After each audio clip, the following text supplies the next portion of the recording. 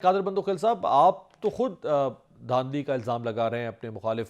M Q M کے اوپر، اور مصطفیٰ کمال صاحب کی نشست مبینہ طور پر الزام ہے کہ وہ دھاندلی سے حاصل کی گئی آپ کے خلاف۔ یہ آپ کا صرف موقف ہے یا آپ کی پارٹی بھی سمجھتی ہے کہ دھاندلی ہوئی آپ کے ساتھ؟ جب میرا موقف ہے تو یقیناً میں پارٹی کے ایک ادنا سا رکن ہوں، اور پورے پاکستان میں قومی اسمبلی کے 266 اور صوبائی اسمبلی کے لگ بھگ 400 سے زیادہ جتنے بھی حلقے ہیں، سب کا اگر آپ تجزیہ کر لے تو میرے حلقے کا جو دھاندلی ہے وہ بالکل منفرد ہے۔ سب کہتے ہیں ہمارے فارم 45 بدلے گئے۔ میرا یہ کہنا ہے کہ میرے حلقے میں تمام پریزائڈنگ افسران سے R O D R O نے بلینک فارم 45 لیے۔ تو آپ یہ سمجھ لو کہ مصطفیٰ کمال صاحب کے 3800 ووٹ تھے،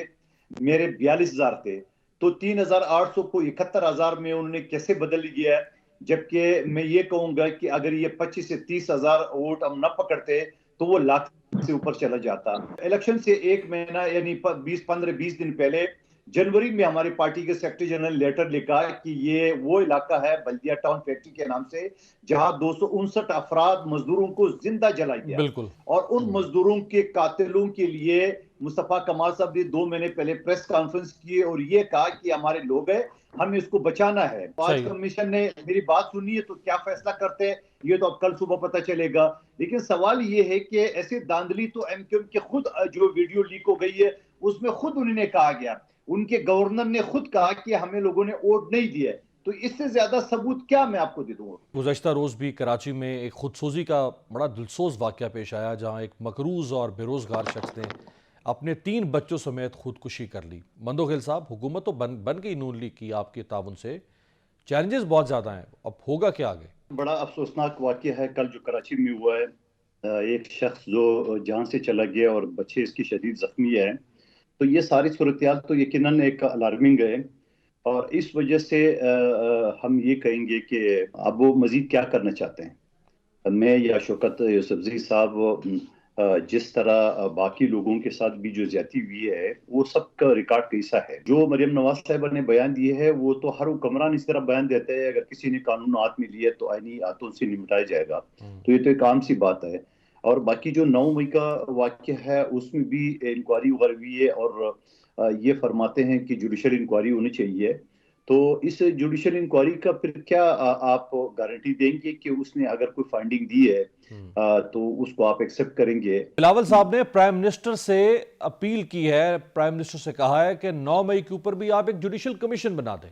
گنہگار اور بے گناہ دونوں اس میں سامنے آ جائیں گے۔ جوڈیشل کمیشن بننا چاہیے تاکہ یہ پتہ چل جائے، کیونکہ ظاہری باتیں پی ٹی آئی سے انکار کر رہی ہے تو پھر کون آ گئے؟ یہ کوئی ہندوستان سے لوگ آئے، افغانستان سے آ گئے، ایران سے آ گئے، کن لوگوں نے یہ سب کچھ کیا؟ پتہ تو چلنا چاہیے نا پاکستانی عوام کو، اور خاص طور پر ان ورثاء کو، شہداء کا، جنہوں نے پاکستان کے لیے، اپنی سرحدوں کے لیے، ہم سکون کی نیند سلانے کے لیے جو اپنی جانوں کی قربانی دی ہے، وہ کس طرف جائیں گے؟ ان کو انصاف تو ملنا چاہیے۔ اب جھوٹا مقدمہ تو آج سپریم کورٹ نے 44 سال بعد لیکن ڈکلیئر تو کر دیا، مندوخیل صاحب وہ تو بالکل صحیح ہے، 44 سال کے بعد بھٹو صاحب کو اور ان کے خاندان کو، ان کے ورثاء کو انصاف ملا ہے۔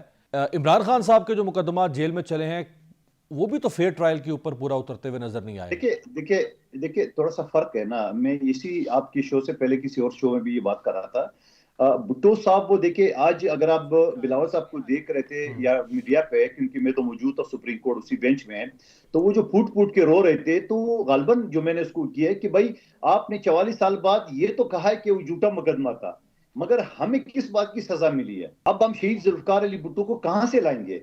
تو یہ بھی ہے، اور عمران خان صاحب کو اللہ حیاتی دے، اللہ زندگی دے، لمبی زندگی دے، تو وہ تو ابھی جیل میں موجود ہے۔ یقیناً اگر مختلف میڈیا کے ذریعے پی ٹی آئی کے دوست بھی اپریشیٹ کریں گے اور اس فیصلے کو اور بھٹو صاحب کے کیس کے حوالے سے، تو یقیناً یہ ایک اجاگر ہے۔ آپ کو یاد ہوگا بلاول صاحب نے ایک بات اور بھی کہی ہے کہ آپ ایک نئی باب رقم ہوئی ہے، آپ پاکستان کی ایک نئی تاریخ رقم ہوئی ہے۔ اس کا مطلب کیا ہے کہ آئندہ کسی کے ساتھ ظلم نہ ہو، آئندہ کسی کے ساتھ اس طرح جھوٹے مقدمات نہ ہو۔ آج P M L N Punjab میں بھی ہے اور پی ایم ایل این مرکز میں بھی ہے، ایک صحافی کو پنجاب میں دہشت گردی میں پکڑا ہوا ہے، ایک صحافی کو 1 ہفتے سے زیادہ ہو گیا یہاں ایف آئی اے نے گرفتار کیا ہوا ہے۔ کبھی بھی ہم ان چیز کو اپریشیٹ نہیں کرتے، اور بھی 1 ہفتہ پہلے محمود خانہ چکزئی صاحب کے گھر پہ چھاپہ ملا تو بلاول صاحب نے اسمبلی کے فلور پہ اس کی مذمت کی ہے، اور بلکہ نہ صرف مذمت کی بلکہ یہ کہا کہ یہ کون لوگ ہیں جو صدارتی الیکشن کو متنازع بنانا چاہ رہے ہیں. آپ نے اگر محمود خانہ چغزی صاحب کے اگر کوئی غیر قانونی دیوار ہے یا جو بھی آپ کو آج یاد آ گیا، آپ کو اس موقع پہ یاد آ گیا اور آپ کو اس کو انکوائری کرانی چاہیے اور اسے پہلے کرنا چاہیے. اس موقع پہ تو میں سمجھوں کچھ صحیح، نادان لوگ ہوتے ہیں کہ وہ خود بالکل بھی صحیح. مطلب اس ایسی طرح کے حرکت کر لیتے ہیں کہ واقعات سے اس کو پھر بدنام کرتے ہیں. انتقامی کارروائی کا شبہ ظاہر ہوتا ہے، اگر وہ صحافیوں کے خلاف ہو یا چاہے سیاستدانوں کے خلاف ہو. صحافی تو ہر دور میں سیاستدانوں کے حقوق کے لیے جنگ لڑتا رہا ہے، لیکن صحافیوں کے ساتھ اگر سیاسی حکومتوں کے اندر یہ سب کچھ ہو تو یہ ایک لمحہ فکریہ